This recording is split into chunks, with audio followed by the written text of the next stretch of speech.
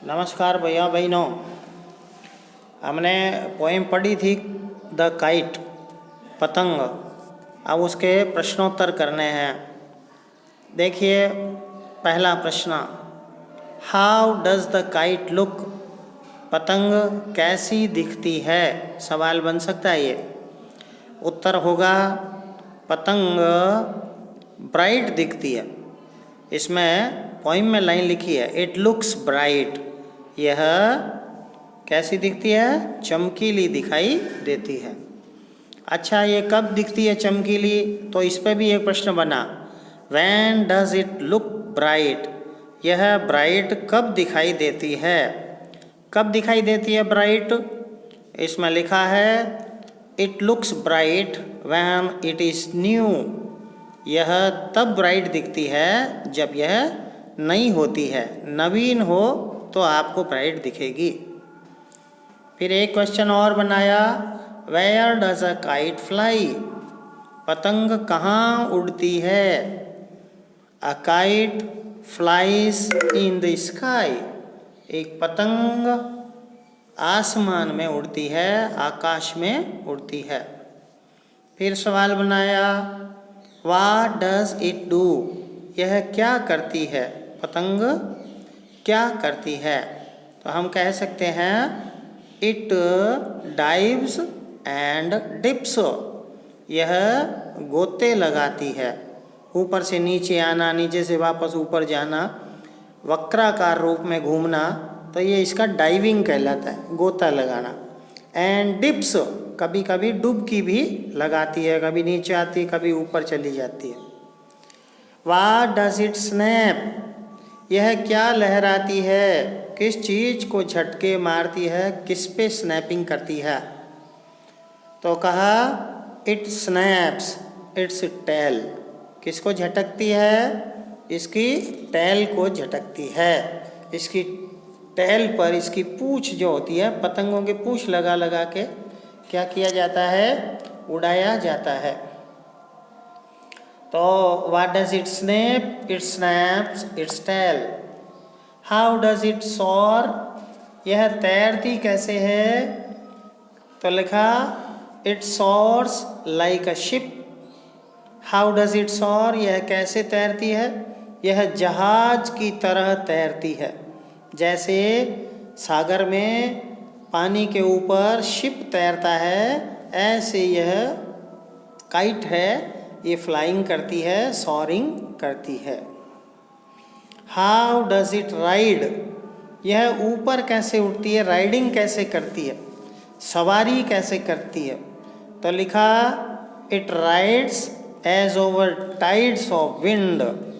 जैसे हवा का ज्वार हो, हवा का उठाव हो, बहाव हो, तो इस तरह से यह राइडिंग करती है।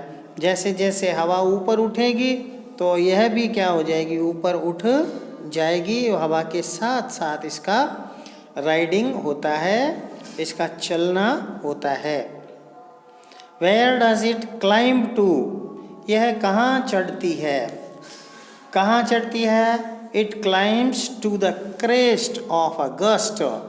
यह कोई हवा का झोंका हो तो उस झोंका के तीव्र बहाव के साथ में ये क्लाइंबिंग करती है। जितनी ऊंची पवन चढ़ेगी, जितनी ऊंची विंड चलेगी, हवा का झोंका जितना इसको तेज बहा के ले जाएगा, उतनी तेज यह उड़ान भरेगी। When does it seem to rest? अच्छा, ये उड़ान ही उड़ान भरती है क्या? कभी कभी स्थिर भी रहती है, कभी यह रेस्ट भी करती हुई दिखती है, स्थिर भी दिखती है। तो ये ऐसा कब होता है? इसलिए सवाल बना, when does it seem to rest? यह आराम करती हुई कब प्रतीत होती है? सीम यानी लगना, प्रतीत होना। It seems to rest as wind falls. यह आराम करती हुई तब प्रतीत होती है जब हवा गिर जाती है, हवा निम्न हो जाती है, नीची आ जाती है, या यूँ समझिए हवा जब कम हो जाती है तब यह आपको रेस्ट करती हुई सीम होगी, रेस्ट करती हुई प्रतीत होगी। फिर एक आखिरी सवाल 10वां बनाते हैं, when does the boy wind it back. ये जो बॉय है, जो पतंग उड़ाने वाला है, जिस बॉय भी हो सकता है, गर्ल भी हो सकता है, हम इसको काइट फ्लायर भी कह सकते हैं। तो ये पतंग को उड़ाने वाला पतंगबाज इसको वाइंड कब करता है, पतंग की डोरी को वापस कब समेटता है। तो लिखा the boy winds it back, लड़का इसको वापस समेटता है, when the string goes slack, जब इसकी डोरी धीमी पड़ जाती है।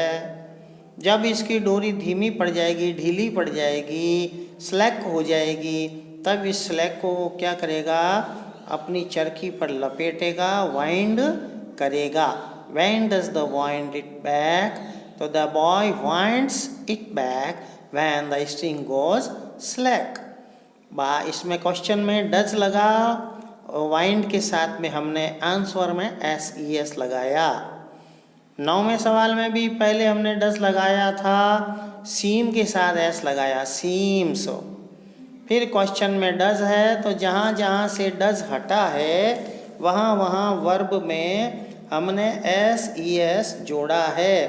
पूरे के पूरे 10 सवाल में आप देखिए, डज हटा, जब तक क्वेश्चन में डज लगा हुआ था वर्ब की फर्स्ट फॉर्म थी। जैसे ही डज हटा, वर्ब के साथ में SES लगा। पहले सवाल में देखिए डज लुक और नीचे आंसर आया लुक्स।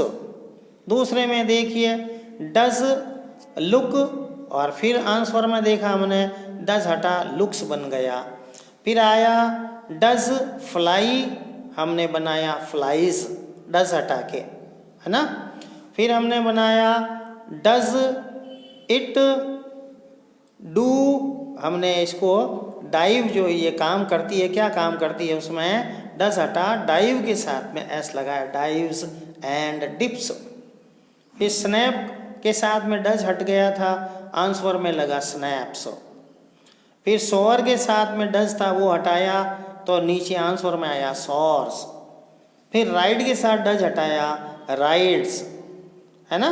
क्लाइंब के साथ डज हटाया, क्लाइंब्स। सीम के साथ का डज हटाया, सीम्स। वाइंड के साथ का डज हटाया, वाइंड्स। तो ये प्रेजेंट इंडेफिनिट टेंस की खासियत होती है, जब जब क्वेश्चन में डज आता है, आंसर अगर सिंगुलर थर्ड पर्सन है तो वर्ब के साथ में इसमें S या ES मिलाने से ता है, ती है, इस प्रकार बनता है। थोड़ा ये भी आप ध्यान रखेंगे, और ज़्यादा जानकारी टेंसों में लेते रहेंगे हम लोग, लेकिन फिलहाल आपको ये 10 प्रश्न करके रखने हैं। धन्यवाद।